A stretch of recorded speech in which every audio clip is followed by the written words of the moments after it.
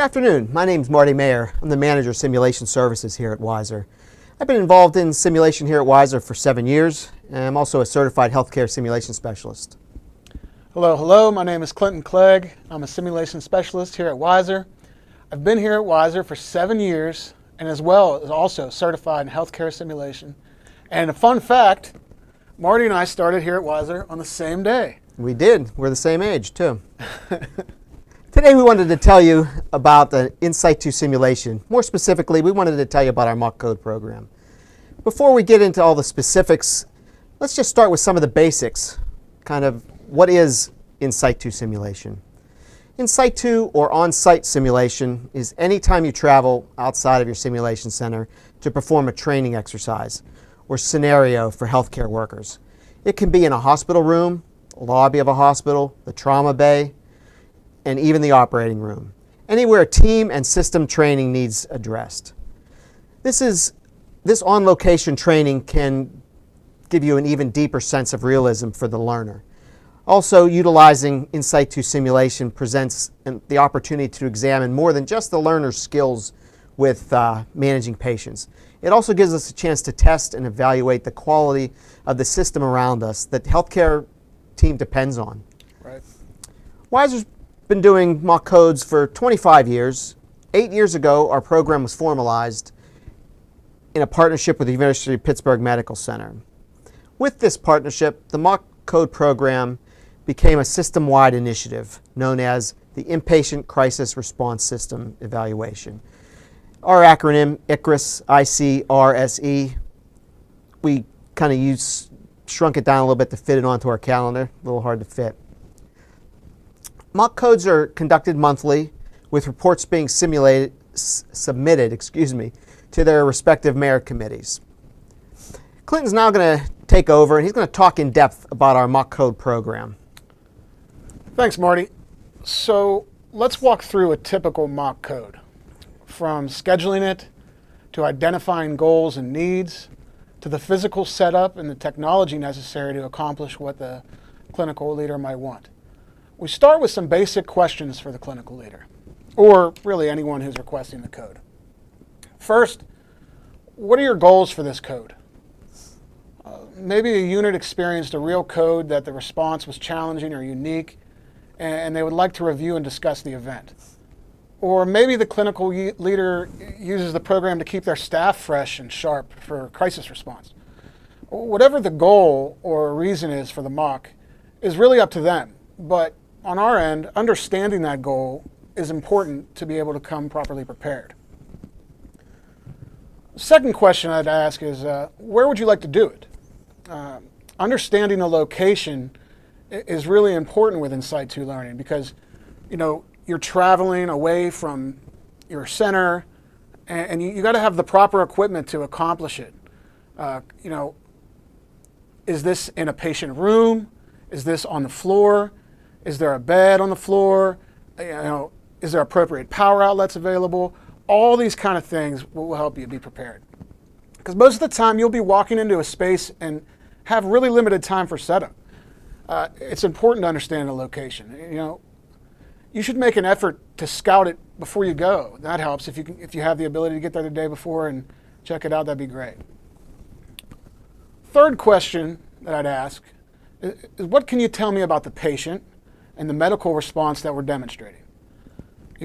This question gets you a bunch of answers that even the clinical leader might understand. It leads you to what the simulator you'll need, whether it's an adult, a baby, an adolescent, a male, female, etc.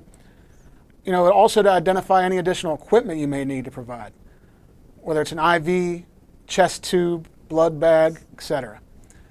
And again, it really gives you a feel for what the clinical leader is looking for, and that's good. So, Marty, at this point, yes. We have the why, right? We have the where, we have the what. It's all laid out. Let's change gears a little bit, okay, and get back to our centers and pack up our equipment. So for the sake of this talk,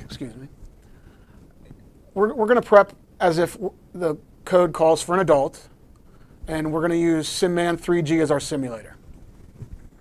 So, packing up, simulator SimMan 3G make sure that he's tested and functional and in working well. And that's always standard. You gotta do that. Just make sure your sim man's up to date. The next thing you might want to think about is this guy right here, transport stretcher. Consider this investment.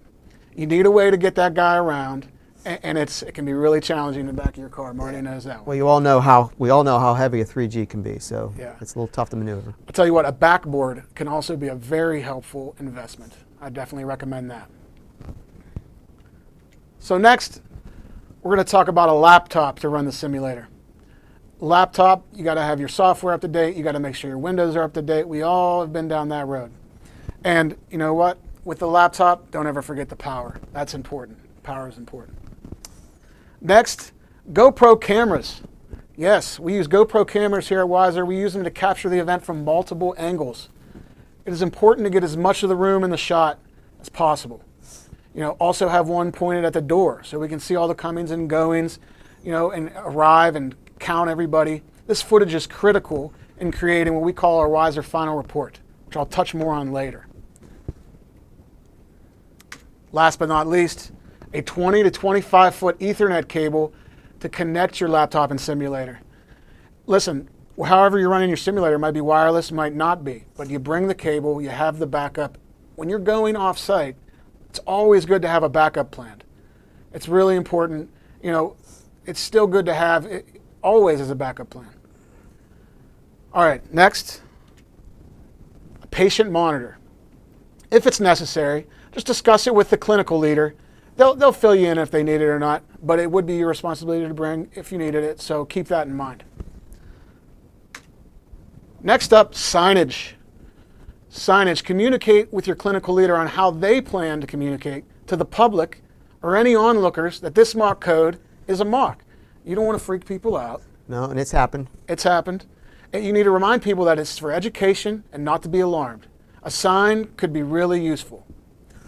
And finally, I saved the most boring for last, an internal document here at WISER, our simulation specialist form, a tool we use to keep track of all the details of the code itself.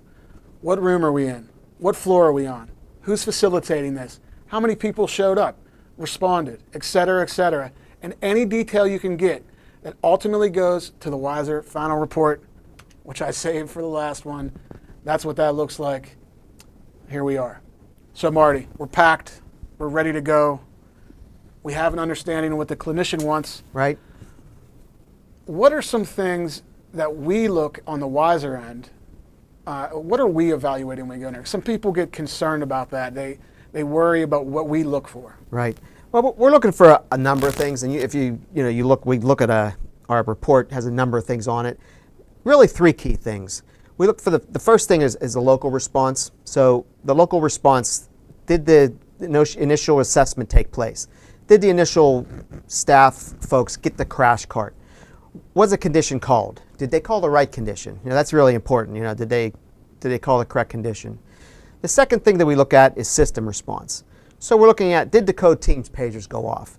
Did they have any elevator issues? Did they have anything that hindered their response to that condition? Was the condition called correctly by the operator? Was it called in a timely manner? What was the time frame between the time the nurse called and the operator put the code page out? Right. And then the third thing is we evaluate the code team itself. Did the appropriate code team member arrive? Were they all there? Did they have any problems? When they did get there, was the code team leader? Did he take clear leadership of the condition? Did he announce that he was the leader? All these things, help, with our report. I think all these things, we've done a good job in improving the healthcare system. We've improved all of the conditions. We found a few, things that we've improved. So I think all in all, we've done a good job, and it's been a positive impact on the health system itself, our mock codes. Yeah, I agree. I think it's a really positive thing for the health system. In your experience, Marty, what are some takeaways that you see that healthcare providers themselves walk away with? Well, I see a lot of good things that get taken away. A lot of it is these folks that don't touch a lot of this equipment. They don't touch their crash cart. it very often. They don't get to use the defibrillator, the Zoll. So they walk away with feeling a lot more comfortable, and they get a little education on that equipment that they really don't get to use very often. I also see from a system standpoint, we have identified a number of problems that, it's usually hospital driven, different hospitals have different problems, but we've found that a lot of code pagers don't work in certain areas of the hospital, which really hinders the code team, responding to right. We've identified a kind of a funny thing that at one of the hospitals, the robot that delivers mail, delivers supplies, actually is able to override the code team access to the elevators. Well, that's not good. So that's a good find. That's it. So the robot was actually able to steal the elevator from the code team, so they weren't able to respond. All these things, they're simple things, but they were easily fixed. And simple things like that can cause problems, but they were really easily taken care of. Because of our mock codes. Right. So jumping over to your standpoint, from a technical and from a setup and running the mock codes, what are kind of some of the things that you find to be a problem? I could go on and on about technical problems that we face.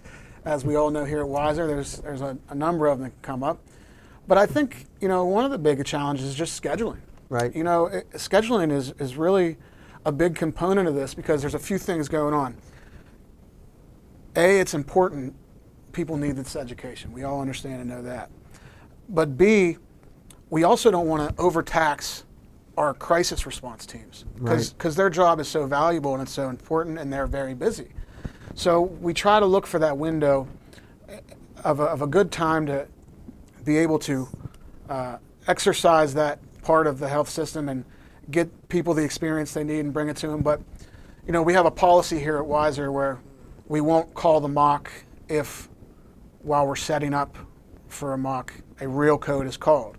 And I think that's a very good policy. We try to do an hour on the completion of the code before and after, and that's so valuable, because we're not doing this to punish anybody. We're doing it because we want to provide education. Correct. Yeah. And we really just want to create safe learning spaces for people, but we also don't want to make people unhappy. So the challenges of just finding the balance, I think any healthcare provider that, goes through that, they walk away with something from it, and it's good. But yeah, I see challenges in scheduling. But that's the nature of the whole thing. Most of the time, you'll see folks coming in that are upset to begin with, and once they leave, they are different. They've got something out of it, and they gain out of it. So I think it's all positive in my experience. For sure. All right. Well, thank you very much for listening. That's all we have. If you have any questions, feel free to put them into the chat window. And thank you for listening. Yeah. And be sure to follow WISER on all our social media platforms. We're on Instagram, we're on Twitter, and you're with us here on Facebook and YouTube. So keep following us there. All right. Thank you very much, folks.